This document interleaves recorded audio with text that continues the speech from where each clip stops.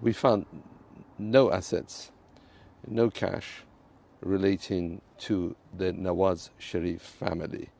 We found a lot of plundered assets, but not one rupee of that could be connected to the Nawaz Shareef family. I think not only I, but anyone in Pakistan who made these accusations against Mr. Nawaz Shareef, both as an individual citizen and as the Prime Minister, seriously owe him an apology.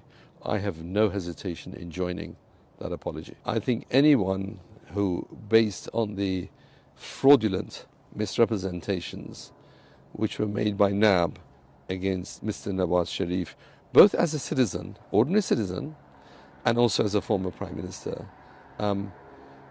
they owe him an apology. I have no hesitation in issuing that apology on the record, in the full glare of TV cameras. The facts do not sustain the position that Prime Minister Shareef was corrupt. They do not. Quite the contrary.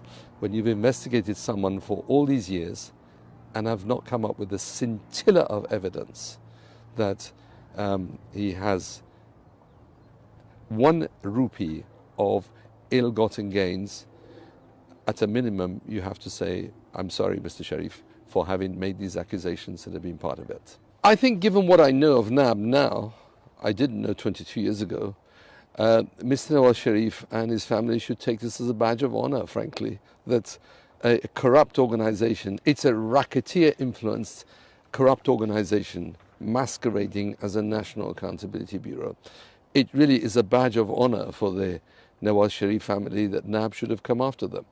I almost wish they came after me, because if they did, it would show that, you know a person by their enemies. If crooks are your enemies, then you're doing all right, I think. NAB was set up as a witch hunt against the political opponents of Mr. Musharraf at the time.